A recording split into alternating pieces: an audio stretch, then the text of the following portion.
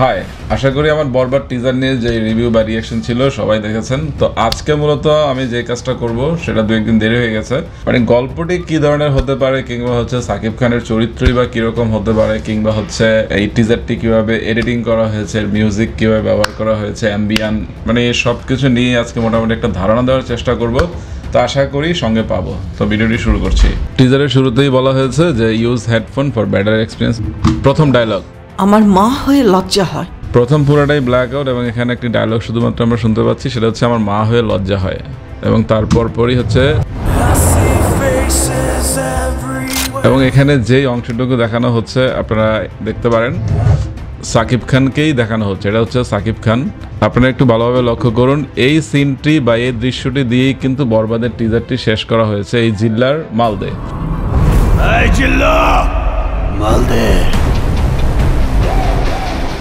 ওই দৃশ্যটি যাওয়ার আগেই হচ্ছে এই দৃশ্যটি।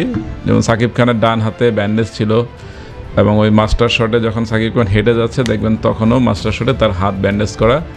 এবং সবচেয়ে ভালো হয় জুতার দিকে লক্ষ্য করলে দেখবেন যে জুতাটি যেই কালারের আছে ওই হেলিকপ্টারের শটটিও কিন্তু সেই জুতাটিই পরে আছে। এবং এই ধরনের শট বাংলাদেশের সিনেমায় কিন্তু আমি একটু নতুনই বলবো, একদম টপ থেকে সমস্ত, মানে এই শটটি দারুণ একটি সিনেমা হিসেবে। এবং এখানে যে মিউজিকটিও ব্যবহার করা হয়েছে, মিউজিকটিও একটি বাংলাদেশের জন্য নতুন কিছু ধারণা দেয়, যে একটা হলিউড লেভেল বা বলিউড লেভেল যাই বলি না কেন। প্রথম ডায়লগটি আমরা যেটা বলেছিলাম যে মা বলছে আমি মা হয়েও ছেলের জন্য লজ্জা পাচ্ছি, তো তোমার বাবা হয়ে, তুমি বাবা হয়ে কেন লজ্জা পাচ্ছ না? আর তোমার ছেলে বাবা হয়ে এতটুকু লজ্জা হয় না? তো এখানে আমার মিশা সওদাগরের এক্সপ্রেশন দারুণ লেগেছে। এবং মিশা সওদাগরের যেই মানে আভিজাত্য বা ও যে ডন বা হচ্ছে সমাজের অনেক বড় কিছু বা গডফাদার যাই বলি না কেন, দারুণভাবেই মানিয়ে গেছে। এবং এখানে যেই ছেলেটির কথা বলা হয়েছে, আমার মনে হয় যে হৃদয় বা ডিরেক্টর এখানে একটু চালাকি বা আমাদের সাথে একটু কনফিউশন করার জন্যই হচ্ছে এখানে একজন ড্রাগ এডিক্টেড বলে সাকিব খানকে দেখানো হচ্ছে। কিন্তু আমার যতটুকু ধারণা যে এখানে মিশা সওদাগরের ছেলে সাকিব খান নয়, এখানে যিশু সেনগুপ্তর কথা বলা হচ্ছে। আমার কাছে যেটা মনে হয় ডিরেক্টর এখানে আমাদের কনফিউশন করার চেষ্টা করেছে। এবং সাকিব খানের চরিত্রটি অন্য কিছু হতে পারে, মানে সে মিশা সওদাগরের ছেলে এরকম আমার কাছে মনে হয় না। এই শটটাও দারুণ টপ থেকে, এই শটটিও দারুণ। এবং এটাই হচ্ছে মিশা সওদাগরের বাড়ি। এবং একটু আগে মিশা সওদাগরকে যেখানে দেখানো হয়েছে মানে দাঁড়িয়ে আছে, সে এখানেই হচ্ছে দাঁড়িয়েছিল। এবং এখানে সাকিব খান হচ্ছে বসে আছে রাজার মতো। তো এখানে হচ্ছে কোনো আইটেম গানের শট হতে পারে। এবং এখানে যে দৃশ্যটি দেখানো হচ্ছে, এই দৃশ্যের আরেকটি দৃশ্য হতে পারে হচ্ছে কই যিশু। দেখবেন যে এই শটটা একটি মেয়ে কিন্তু পড়ে আছে এই যে এখানে, এবং এই শটটা হচ্ছে এখানকার। তো ওখানে জাস্ট কনফিউশন করার জন্য ওখানে দৃশ্যটি ব্যবহার করা হয়েছে। মানে তার এন্টিটি দারুণ। এবং এক শটেই বুঝিয়ে দিলেন যে যিশু কেন যিশু। ওকে ফাইন, এগিয়ে যাই।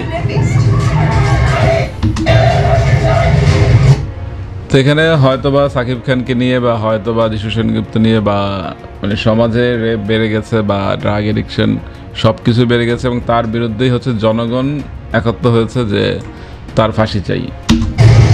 এবং এই সেট আপটি আমি দারুণই বলবো।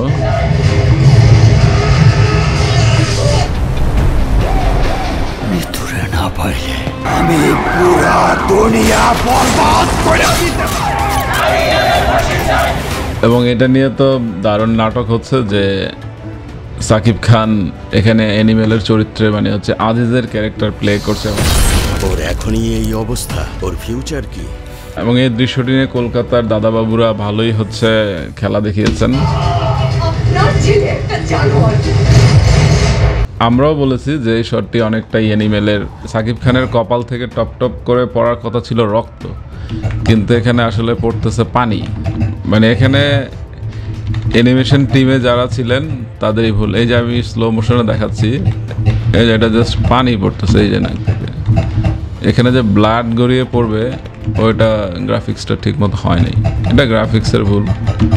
যদি এখানে সাকিব খানের এক্সপ্রেশন ভালোই হয়েছে আমি বলবো।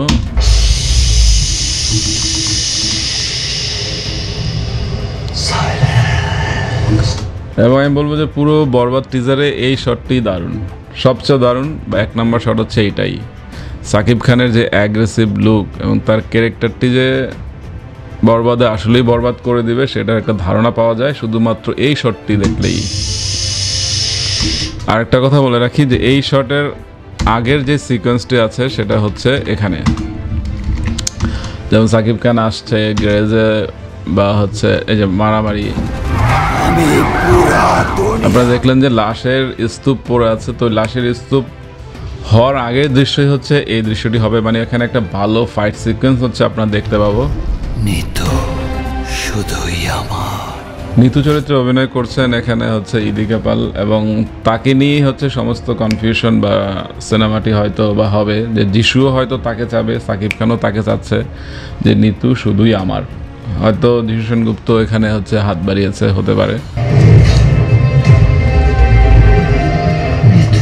বা অনেকে বলছেন যে সাকিব খানের ডাবল ক্যারেক্টারও থাকতেই পারে। এখানে হচ্ছে যিশু সেনগুপ্ত খুবই অ্যাগ্রেসিভ, সে পুরো থানা হচ্ছে জ্বালিয়ে দিচ্ছে।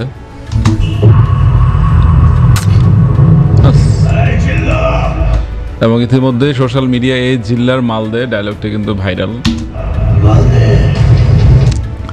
এবং আমি বলবো যে বাংলা সিনেমায় এই শটটি দারুণ। এবং আরেকটা কথা হচ্ছে, এটা হচ্ছে গ্রাফিক্সের কাজও হতে পারে, যে এটা গ্রিন স্ক্রিনে শ্যুট করা সেটাও হতে পারে, কিন্তু যেটাই হোক আমি এটা দারুণের খাতাতেই রাখছি, বা ওয়াও যে ব্যাপারটি আছে ওয়াওয়ের ব্যাপারটি রাখছি। আর এখানে আমার কাছে মেকআপটি অত দারুণ লাগে নাই, গেট আপ ঠিক আছে কিন্তু মেকআপ ভালো লাগে নাই। এই যে মাথা কাটা বা এই কাটাটা রিয়েলিস্টিক মনে হচ্ছে না, এটা হচ্ছে বোঝা যাচ্ছে যে মেকআপ করা, মানে মেকআপ তো থাকবেই কিন্তু হচ্ছে বোঝা যাচ্ছে আর কি আর্টিফিশিয়াল ভাব আছে না একটা, ওরকম লাগতেছে, রিয়েলিস্টিক ব্যাপারটি হয় নাই। কিন্তু আমি যদি টিজার নিয়ে ওভারঅল বলি যে বিজিএম যে অংশগুলো কেটে কেটে ব্যবহার করা হয়েছে সেটা দারুণ, কিন্তু মনে রাখার মতো ওরকম মানে ধুমধারাক্কা মিউজিক আমরা পাইনি। যেমন মানে বিজিএম খুবই টুকরো টুকরো টুকরো টুকরো করে ইউজ করা হয়েছে, কন্টিনিউ কোনো রকমভাবে বিজিএম এখানে ইউজ করা হয়নি, কখনো এখানে গান দিয়ে শুরু করা হয়েছে। এইটা একটা, এই তো বরবাদের টিজার। আসলে টিজার আমি বলবো যে এখন সাকিব খান আসলে নিজেকেই ছাড়িয়ে যাচ্ছেন, সে একের পর এক ধামাকা দিয়ে আসছে। আমি যেরকম বলছিলাম যে রাজকুমার সিনেমার সুমন কিংবা হচ্ছে তুফানের তুফান কিংবা দরদের দুলুমিয়া, তার প্রতিটি ক্যারেক্টারই হচ্ছে ডিফারেন্ট বা ভিন্ন আঙ্গিকে, কিন্তু প্রতিটি ক্যারেক্টারই আসলে সাকিব খান নিজেকে একদম উতরে দিচ্ছেন, মানে মনে হচ্ছে ওই সিনেমা থেকে তার এই ক্যারেক্টারটি বেটার। তো বরবাদ সিনেমার টিজারে সাকিব খানকে যেভাবে হচ্ছে পরিচয় করা দেওয়া হয়েছে বা ডিরেক্টর যেটা চাচ্ছেন সাকিব খান ঠিকই হচ্ছে সেটা পর্দায় ফুটিয়ে তুলতে পেরেছেন। বরবাদের চিত্রনাট্য এমনভাবে সাজাতে হবে দর্শক যাতে বসে যায়, অর্থাৎ প্রথম দৃশ্য থেকেই শেষ দৃশ্য পর্যন্ত কোথাও যাতে বোরিং ফিল না হয়। বাংলা সিনেমার যে ব্যাপারটি যে ডিরেক্টররা শুরু করেন, মাঝখানে খেয়ে হারিয়ে ফেলেন বা প্রথমাংশে খেয়ে হারিয়ে ফেলেন, দ্বিতীয় অংশে মানে বিরতির পর আবার জমজমাট হয়, মানে টান টান যে উত্তেজনাটি থাকে বাংলা সিনেমায় সেটা আমরা অনেকটাই পাই না। তো সবাই ভালো থাকবেন, আমার ভিডিও দেখতে থাকেন, অনেক কিছু জানার আছে, শেখার আছে, আমিও শিখছি। তো সবাইকে ধন্যবাদ, টাটা।